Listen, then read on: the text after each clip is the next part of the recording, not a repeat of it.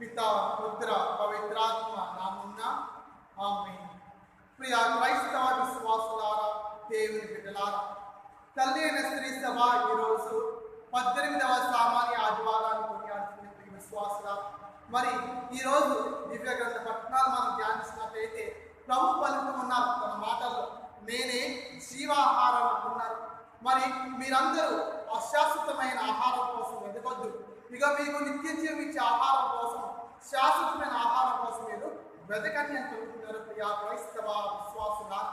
మరి ప్రభు నాకు తెలుసు, మరి మన అంతరంగ మనసులో మన ఎటువంటి కోరికలు ఉన్నాయో, ఎటువంటి ఆశిస్తున్నాయో ప్రభు తెలుసు. అందుకే ప్రభు పలుకుతున్నారు ఈరోజు సువిశేషంలో, ఇక మీరు నా కోసం వెతుటకు వచ్చి ఉన్నారు.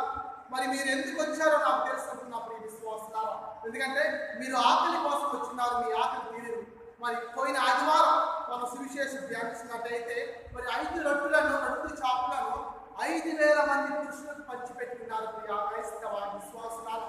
మరి అక్కడ నుండి మరలా మరి ప్రభు కోసం వస్తున్నారు. వాళ్ళు వచ్చింది ప్రభు వాక్యాన్ని వింటాను కాదు, ప్రభుని విశ్వసిస్తాను కాదు, కేవలము వాళ్ళు భౌతికమైన ఆహారం కోసం వచ్చిన్నారు ప్రియ క్రైస్తవ విశ్వాసులారా. మరి మన జీవితంలో కూడా మనం కూడా ఇలాగే ఉండొచ్చు. ఇక మనం ప్రతిదినము దేవాలయం వస్తున్నాము, ప్రతి దినం మనం ప్రార్థన చేస్తున్నాము, ప్రతి ఆదివారం మనం పూజగా పాల్గొంటూ ఉన్నాము. మరి మనం కేవలము మన భౌతిక అవసరాల కోసమే మనము దేవుణ్ణి ప్రార్థిస్తున్నామా, లేక దేవునితో ఐక్యం అవడానికి కోసం మనము దేవాలయానికి వస్తున్నామా? ఒక్కసారి మనము ఆత్మ పరిశోధన చేసుకోవాలి ప్రియ క్రైస్తవ విశ్వాసులారా. చూడండి ప్రియ విశ్వాసులు, అందుకే ప్రభు పలుకుతున్నారు, మీరు నన్ను విశ్వసించలేదు, కనీసము మీరు నా అద్భుత కార్యం చూసి కూడా మీరు నన్ను నమ్మలేదు సుమా. ప్రియ విశ్వాసులారా, ఇదే పరిస్థితి మనము పాత నిబంధనలు మొదటి పట్టణంలో మనం చూస్తూ ఉన్నాం. మరి మొదటి పట్టణంలో మనం విని ఉన్నాం, ఏమని ఇజ్రాయేలు ప్రజలు కొనుక్కుంటూ ఉన్నారు, మోషే ప్రవక్తను మరియు అహరోనుని తిట్టుకుంటూ ఉన్నారు, దేవుడిని కూడా తిడుతూ ఉన్నారు. మీరు మమ్మల్ని తీసుకొచ్చింది ఇక్కడికి చంపడానికైనా? ఇదిగో మేము అక్కడ ఉన్నాము, అక్కడ ఉన్నప్పుడు మాంసాభరణాల మీద మేము మాంసం తింటూ ఉన్నాము, కావలసిన ఆహారం మేము తింటూ ఉన్నాము, ఇక్కడ మేము ఆపద చంపడానికైనా మేము మమ్మల్ని తీసుకొచ్చింది అని అడుగుతున్నారు ప్రియ క్రైస్తవ విశ్వాసులారా. మరి ఈ ఇజ్రాయేల్ ప్రజలు జీవితం చూసిన ఒక్కసారి ధ్యానించుకున్నాం. ఇదిగో మరి వాళ్ళు ఐగుప్తు దేశంలో ఉన్నప్పుడు వాళ్ళు చూసి ఉన్నారు, దేవుడు మహా గొప్ప అద్భుత కార్యాలు చేసి ఉన్నారు మోషే ప్రవక్త ద్వారా. మనకు చూస్తున్న 10 అరిష్టములు వాళ్ళకు వచ్చి ఉన్నాయి. మరి పగలు మేఘ స్తంభం లాగా, రాత్రి అగ్ని స్తంభం లాగా వాళ్ళు ఎందుకు నడిపించుకుంటూ వచ్చి ఉన్నారు. మరి ఫరో రాజు సైన్యము వాళ్ళ వెనక ఉన్నప్పుడు సముద్రాన్ని 2 పాయలుగా చీల్చారు. మరి మధ్య దారి వచ్చినప్పుడు వాళ్ళు నడిపిస్తూ ఉన్నారు. వాళ్ళ వెంట ఫరో సైన్యం వచ్చినప్పుడు వాళ్ళ నీటి మని చేస్తున్నారు ప్రియ విశ్వాసాలు. మరి ఇలా ఎన్నో ఎన్నో ఎన్నో మహా అద్భుతాలు దేవాదేవులు చేస్తున్నారు. మరి ఏమైపోయినాయి అన్ని మర్చిపోయారు ప్రియ విశ్వాసులారా. ఇవన్నీ చూసానా, ఇక నిజమైన దేవుడు ఆయనే, ప్రభుని విశ్వసించలా. మరి వాళ్ళు ఆకలితో ఉన్నప్పుడు నిజమే ప్రతి ఒక్కరికి ఆకలి వేస్తుంది. ప్రతి ఒక్క కుటుంబ జీవితంలో అనేక అవసరాలు ఉంటాయి. మరి ప్రతి ఒక్క కుటుంబ జీవితం చాలా మంది కష్టపడుతూ ఉంటారు వాళ్ళ అవసరాలను తీరడానికి. అవునా కదా ప్రియ విశ్వాసులారా? మరి మన అవసరాలు మన ప్రభుని అడిగారు. వాళ్ళు కూడా ఇశ్రాయేల్ ప్రజలు ప్రభుని అడిగినట్టయితే బాగుండేదేమో, ప్రభు దయచేసేవారేమో. ప్రభు మేము ఆకలితో ఉన్నాము, ప్రభు మేము దాహంతో ఉన్నాము, మా అవసరాలు తీర్చండి ప్రభు అని తండ్రి దేవుడికి ప్రార్థించినట్టయితే నిజంగా తండ్రి దేవుడు వాళ్ళు దయచేసేవారు. కానీ వాళ్ళు ఏం చూస్తున్నారు? దేవుడిని తిరుగుతున్నారు, మోషే ప్రవక్తను తిరుగుతున్నారు ప్రియ విశ్వాసులారా. అయినా కానీ ప్రభు దేవుడు ఏమంటున్నారు? ఇదిగో నేను వాళ్ళు కొనుక్కుంటాం ఈ వ్యక్తిని, నేను వాళ్ళు పరీక్షించడానికి ఈ విధంగా నేను చేస్తున్నానని వాళ్ళు ప్రభు పలుకుతున్నారు ప్రియ క్రైస్తవ విశ్వాసులారా. మరి మానవ జీవితంలో కష్టాలు, సుఖాలు, పరీక్షలు ఇవి తప్పో ప్రియ విశ్వాసులారా. మన చిన్నతనంలో మనం చూసినట్లయితే మన స్కూల్లో కానీ కాలేజీలో కానీ మనం పరీక్షలు రాస్తూ ఉంటాం. కానీ అది చెప్పాలంటే పరీక్ష రోజులు అంటే మనకు చాలా కష్టంగా ఉంటాయి, ఉన్న కాదా?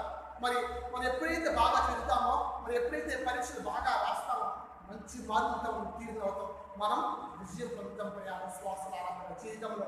మరి అలాంటి విజయంగా మనం పొందాలి. చూడండి, మన పరిశుద్ధ గ్రంథ పట్టణం ధ్యానించినట్టయితే ప్రభు అయిన దేవుడు పలుకుతూ ఉన్నారు. ఇదిగో అబ్రహాము కూడా పరీక్షించి ఉన్నారు. మరి చూడండి ప్రియ విశ్వాసులారా, ఆదికాండము 13వ అధ్యాయం 16వ వచనంలో ప్రభు పలుకుతున్నారు అబ్రహాముతో, ఇక మరి ఈ మాట పలికినప్పుడు అబ్రహాంకి ఎన్ని సంవత్సరాలు? అబ్రహాంకి ఎన్ని సంవత్సరాలు అంటే 75 సంవత్సరాలు ప్రియ విశ్వాసులారా. మరి ప్రభు ఏమంటున్నారు? 75 సంవత్సరాలు అప్పుడు నీకు సంతాన భాగ్యం దయచేస్తానంటున్నారు. ప్రియ విశ్వాసులారా, మన జీవితంలో మనం చూసినట్టయితే కేవలము 40 అన్నా కానీ లేకపోతే 50 సంవత్సరం అప్పుడు ఒక ఫలానా వ్యక్తి వచ్చి ఇక నీకు సంతానం కలుగుతుంది అంటే నువ్వు విశ్వసిస్తావా? నువ్వు నమ్ముతావా? ప్రియ క్రైస్తవ విశ్వాసులారా. కానీ అబ్రహాం నమ్మాడు. అబ్రహాం కూడా అడిగాడు, ప్రభు నేను ముసలివాడిని అంటే నేను ఇది వడపడిగా చేసుకుంటున్నాను అంటున్నా ప్రియ విశ్వాసులారా. కానీ అబ్రహాం విశ్వసించాడు. అబ్రహాం ప్రభుని నమ్మాడు, ఓర్పుతో ఉన్నాడు. కానీ మరి ఎప్పుడు ఇస్సాకు పుట్టాడంటే అబ్రహాముకి 100 సంవత్సరాలు 100 సంవత్సరాలు వచ్చినప్పుడు సంతానం కలిగింది విశ్వాసులారా. Praise the lord, praise the lord, praise the lord. చూడండి విశ్వాసుల 75 సంవత్సరాలు ఎక్కడ, 100 సంవత్సరాలు అక్కడ. 75 సంవత్సరాల నుండి 100 సంవత్సరాలకు 25 సంవత్సరాలు అబ్రహాము విశ్వాసముతో, ఓర్పుతో, నమ్మకముతో చూసుకున్నాడు ప్రియ విశ్వాసులారా. చూడండి ఎంత గొప్పవాడు. మరి రెండో పరీక్ష చూస్తున్నాం. ఆదికాండము 22వ అధ్యాయం 16వ వచనంలో, ఇగో నేను గాఢంగా ప్రేమించిన నీ ఏకైక కుమారుని ఇస్సాకుని ఇగో మోరియా ప్రదేశం తీసుకెళ్ళి నాకు నీ ప్రియమైన కుమారుని దహన బలిగా అర్పింపుము అని ప్రభు పలుకున్నట్టు విశ్వాసులారా. మరి అబ్రహాం మనకు తెలుసు అబ్రహాం ఏం చేస్తున్నారు? తన బిడ్డను తీసుకెళ్తున్నారు. మరి ఎప్పుడైతే దహన బలికి చేస్తున్నప్పుడు ప్రభు పలుకుతున్నారు 19వ వచనంలో, ఇక అబ్రహాము నీవు నీ ప్రియమైన కుమారుని నాకు దహన బలికి అర్పించడానికి నువ్వు వెనుకంజ చేయలేదు సుమా. ఇగో నేను నీకు దీపిస్తాను. ఇగో ఆకాశంలో ఉన్న నక్షత్రము లెక్కమికిటముగా ఉన్నాయి, సముద్ర ఒడ్డు తీరాన్న నిష్కరేణులు లెక్కమికిటముగా ఉన్నాయి. నీ సంతాన నేను అంత గొప్పగా ఖ్యాతి చెందిస్తానని ప్రభు వాగ్దానం పొందుతున్నారు ప్రియ క్రైస్తవ విశ్వాసులారా. అందుకే ప్రియ విశ్వాసులారా మనం అంటున్నాము, అబ్రహాం ఏమంటున్నాము? విశ్వాసానికి తండ్రి అంటున్నాం. విశ్వాసాన్ని మనకి పితామహుడని అబ్రహాం తెలుసుకుంటున్నాం ప్రియ క్రైస్తవ విశ్వాసులారా. మరి అదే విధంగా మనము రెండో వ్యక్తి మనం చూసుకుంటే లోబు. చూడండి ప్రియ విశ్వాసులారా, ఒక దైవ భక్తుడు. ఎన్నో ఐశ్వర్యం ఉన్నాయి, ఆస్తిపాస్తులు ఉన్నాయి, మంచి కుటుంబం ఉంది, మంచి పలుకుబడి ఉంది. దేవుని ఎల్లప్పుడూ ఆరాధించాడు, ప్రేమించాడు, విశ్వసించాడు, నమ్మాడు ప్రియ క్రైస్తవ విశ్వాసులారా. మరి తనకి ఎప్పుడైతే కష్టం వచ్చినప్పుడు చూడండి ఒక్కసారిగా తన ఆస్తిపాస్తులు కోల్పోయాడు, ఒక్కసారిగా తన బిడ్డలు కోల్పోయారు, కుమార్తెలు కోల్పోయారు. చూడండి ప్రియ విశ్వాసులారా, తన కుటుంబాన్నే కోల్పోయారు ఒక్కసారిగా ప్రియ విశ్వాసులారా. కానీ దేవుని యొక్క విశ్వాసం వదలలేదు, దేవుని యొక్క నమ్మకం వదలలేదు ప్రియ క్రైస్తవ విశ్వాసులారా. మరి రెండవదిగా తన శరీరాన్నే కోల్పోయాడు ప్రియ విశ్వాసులారా. శరీరం అంతా కుళ్ళు వచ్చేసింది, పొక్కులు వచ్చినాయి, కుష్టి వ్యాధి వచ్చింది ప్రియ విశ్వాసులారా.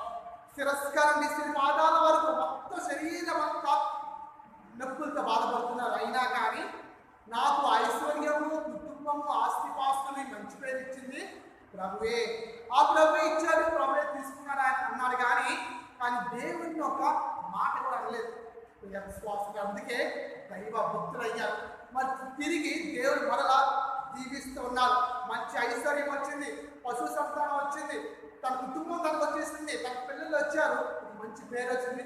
తాను కూడా స్వస్థ పొందాడు విశ్వాసారా. చూడండి మళ్ళీ స్వస్థ పొందిన తర్వాత 140 సంవత్సరాల పాటు ఆయన బతికి ఉన్నాడు విశ్వాసారా. Praise the lord, praise the lord, praise the lord. చూడండి విశ్వాసాలు మన పరిశుద్ధ గ్రంథ పట్టణంలో 2 వ్యక్తులు చూస్తున్నాం, అబ్రహాము మరియు లోబు.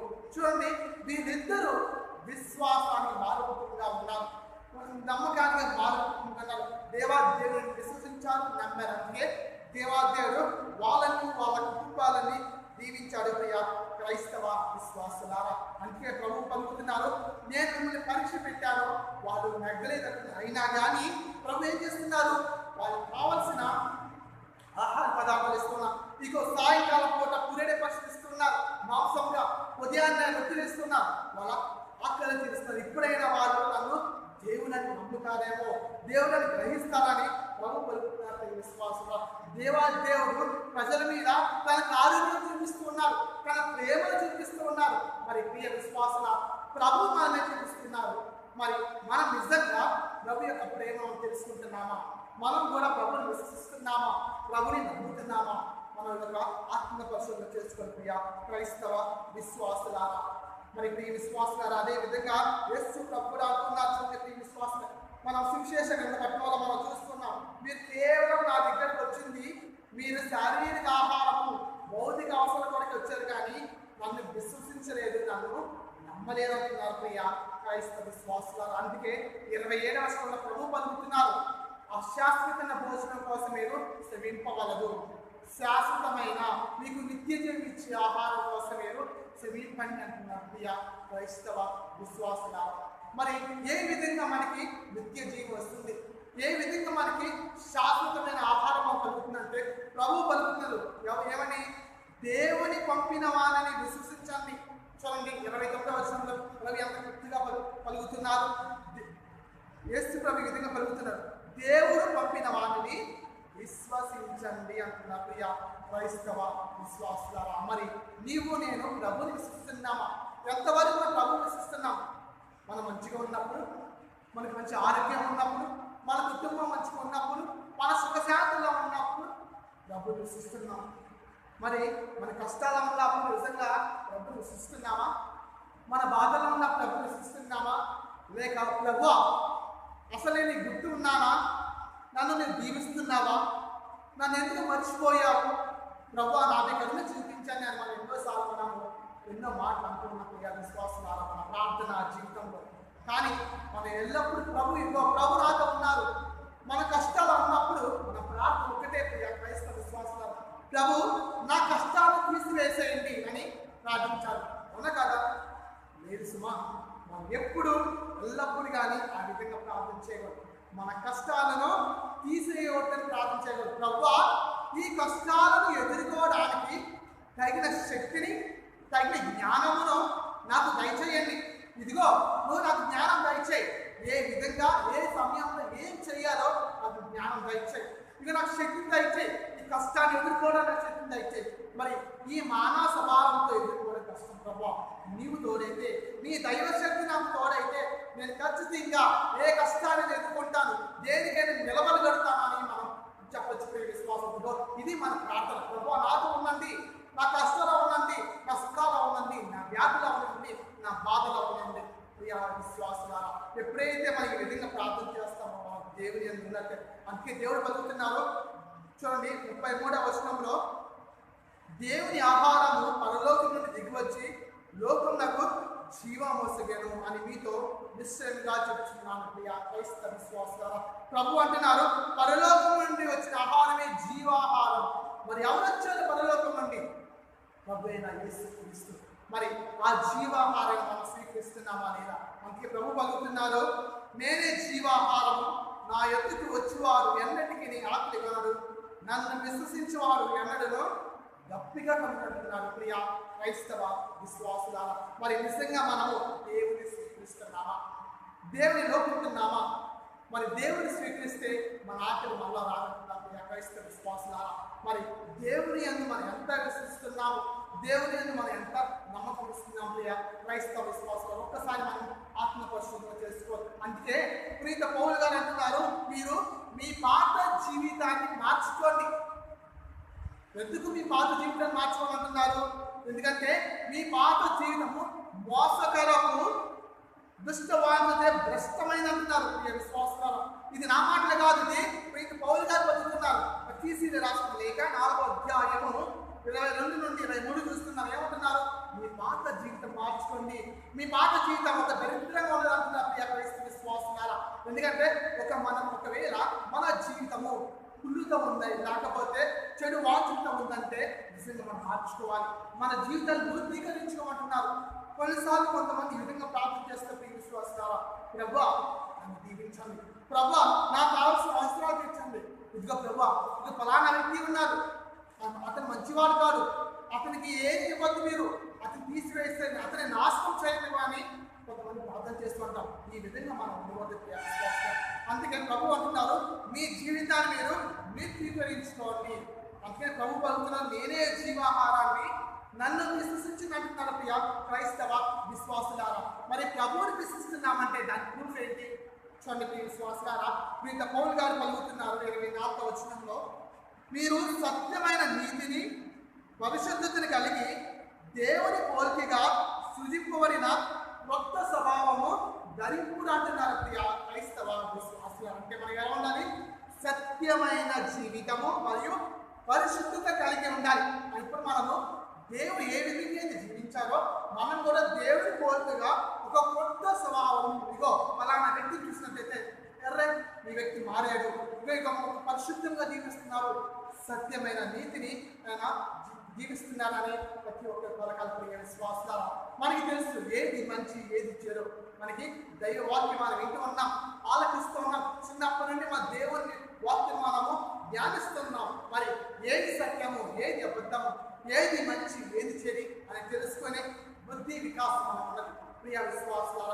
మనల్ని మార్చుకోవడం అంటే మనకు మన పేరు మార్చుకోవడమే కాదు ప్రియ విశ్వాసాల, మన బుద్ధిని మనం మార్చుకోవాలి. ఎందుకంటే మన ఆలోచన వచ్చి ఇక్కడ నుండి, ఎందుకంటే మన చెడు తలంపులు కానీ చెడు అలవాట్లు కానీ ఇక్కడ నుండి మార్చుకుంటేనే మనం కూడా మారుతాం విశ్వాసంగా. మరి నీవు నేను నిజంగా దేవుని విశ్వసిస్తే నిజంగానే ఒక సత్యమైన జీవితాన్ని, ఒక మంచి మార్గం అంటే ఒక పరిశుద్ధత జీవితాన్ని జీవిస్తాం. అలాంటప్పుడు మనము దేవునితో ఐక్యమైనట్టే మనకు కూడా నిత్య జీవితం మన కోసం మనము రాజుపడినట్టే క్రైస్తవ విశ్వాసం.